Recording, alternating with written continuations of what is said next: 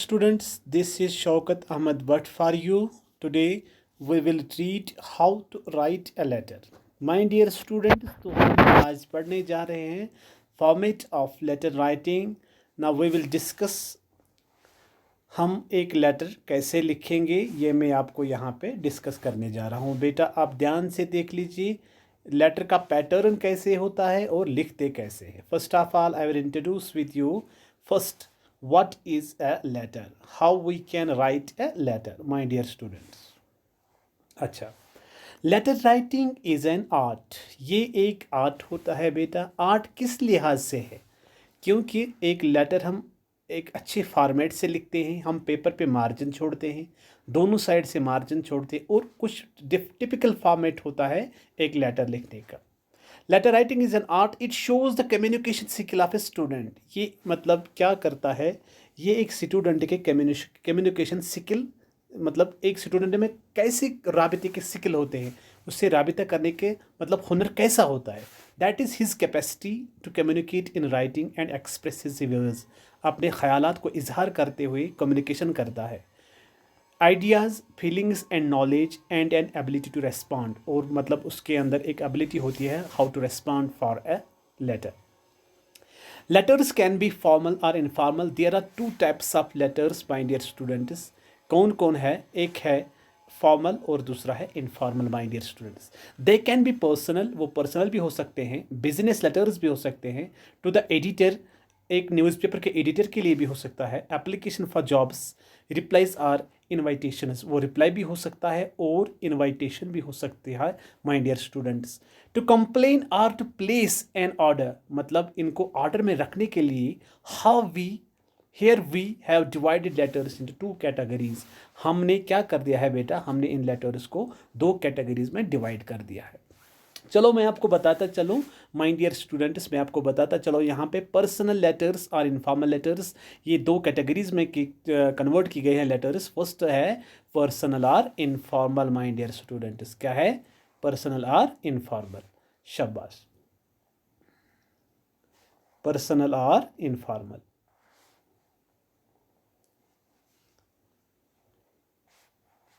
Personal letters and informal letters. Okay. Letters written to relatives, अगर हम relatives के लिए लिखेंगे, अगर हम फ्रेंड्स के लिए लिखेंगे, अगर एक्वेंटेंसेस के लिए लिखेंगे. Acquaintances means those persons who are in connection with us, जान पहचान वाले.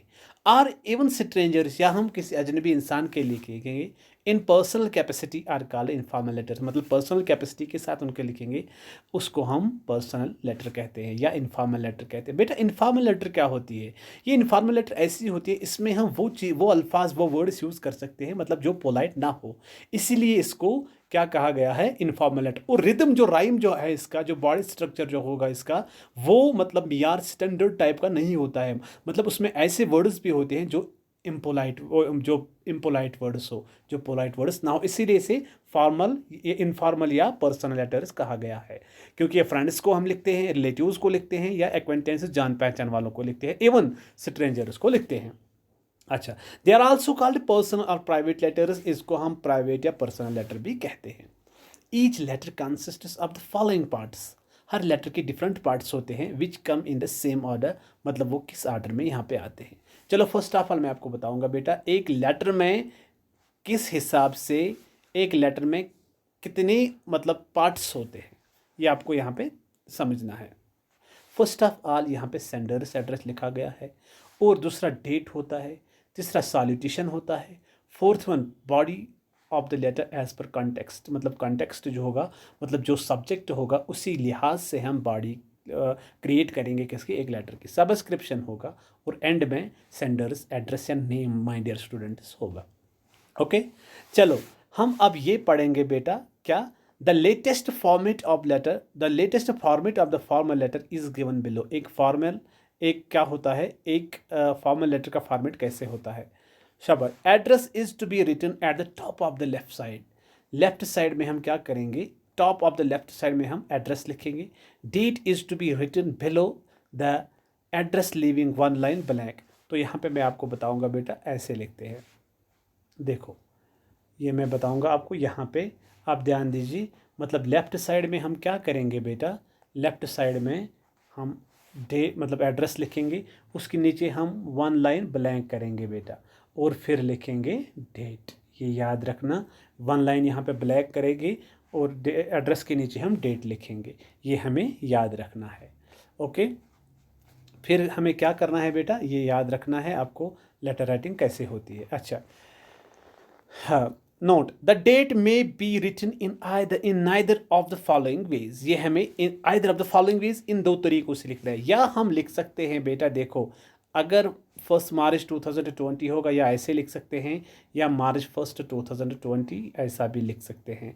ये आप याद रखना, क्योंकि मैंने बताया भी है आपको। और सॉल्यूशन हम कैसे लिखेंगे ये आप याद रखो।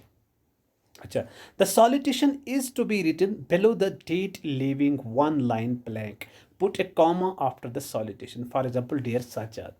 देखो बेटा कैसे लिखेंगे, लिसन माय डियर, ये रहा आपका डेट, ये रही वन लाइन ब्लैंक, ये रहा एड्रेस, सॉरी, ये रहा डेट, ये रहा वन लाइन ब्लैंक, और ये रहा फिर one line blank. This is my dear students, this is solution. और सॉल्यूशन बिल्कुल ब्रीफ होना चाहिए माय डियर मिस्टर बशीर या मिस्टर साजिद या मिस्टर जाहिद। ये बिल्कुल सिंपल होना चाहिए और ब्रीफ होना चाहिए। पहले एड्रेस मैंने लिखा, फिर ब्लैंक लाइन छोड़ दी, फिर मैंने डेट लिखा, डेट जनवरी 2007 लिख सकते हो, या 20 जनवरी 2007 लिख सकते हो, आपकी मर्जी है। और फिर वन लाइन का ब्लैंक करोगे बेटा यहाँ पे, और फिर आप सॉल्यूशन क्रिएट करोगे। सॉल्यूशन ब्रीफ होना चाहिए, जिसको जो आसानी से समझ में आ जाए। ओके, नाउ फिर क्या है, the solution is to be written. अच्छा, ये हमने पढ़ा। द बॉडी, फोर्थ पार्ट जब हम यहाँ पे पढ़ेंगे। अच्छा, the body is to be started from the next line below the solution. Body हम सॉल्यूशन के नीचे स्टार्ट करेंगे, एक लाइन छोड़ के। It should be brief, clear in simple language. सादा लैंग्वेज में होना चाहिए, मतलब सिंपल वर्ड्स इसमें होने चाहिए। And strictly as per given context, मतलब जैसा कॉन्टेक्स्ट है स्ट्रिक्टली वही फॉलो हमें करना है। It should be in short paragraph, ये शॉर्ट पैराग्राफ में होना चाहिए। ये बेटा हमें याद रखना है। ओके, तो फिफ्थ पार्ट क्या है, फिफ्थ पार्ट है the relevant subscription is to be written on the left hand side after the body, putting the comma after that is yours affectionately.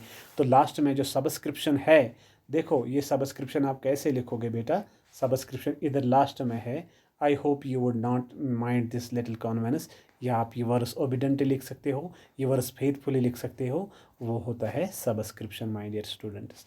अच्छा, इसके बाद क्या है, देखो some common solutions and subscriptions are as under. ये बात आप जहन में रखो, मतलब अगर सॉल्यूशन ऐसा होगा तो आप बेटा कैसे इसका सॉल्यूशन और आप सबस्क्रिप्शन लिखोगे। लिसन, अगर ब्लड रिलेशन होगी तो वहाँ सॉल्यूशन डियर और रेस्पेक्ट फादर लिखना, मदर लिखना, अंकल लिखना, आंट लिखना, सिस्टर लिखना, लेकिन डियर साथ साथ रखना, या रेस्पेक्टेड साथ साथ रखना। उनका सबस्क्रिप्शन योर्स अफेक्शनेटली लिखना, ये बात जहन में रखना बेटा। अगर फ्रेंड होगा, फ्रेंड्स होगी, तो डियर नेम माय डियर, या नेम आप सिंपली लिख सकते हो, आप जाहिद लिख सकते हो, डियर जाहिद लिख सकते हो, माय डियर जाहिद लिख सकते हो। और जिसका सबस्क्रिप्शन होगा वो होगा yours sincerely, or yours friendly, or your friend name etcetera, my dear. Acquaintances अगर होगी, अगर जान पहचान वाला होगा, आप डियर या मिस्टर जाहिद लिख सकते हो, या डियर जाहिद लिख सकते हो, या खाली जाहिद लिख सकते हो। उसका सबस्क्रिप्शन होगा यूवर सिंसियरली या यूवर्स ट्रूली। ये बात, इसको स्क्रीनशॉट ले लेना बेटा, क्योंकि ये आपके काम आएगा। स्ट्रेंजर अगर होगा तो खाली डियर सर लिखोगे, या सिंपली आप सर लिख सकते हो, तो इसका आप सबस्क्रिप्शन होगा yours truly. My dear students, ये था some common solutions and subscriptions. अच्छा, ये रहा ये, तो लेटर फॉर्मेट बिल्कुल ऐसा है, और इंशाल्लाह मुझे यकीन है आपको ये समझ आ गया होगा। तो ये रही लेटर फॉर्मेट का फर्स्ट लेक्चर, और फिर इंशाल्लाह सुबह हम सेकंड पर देंगे।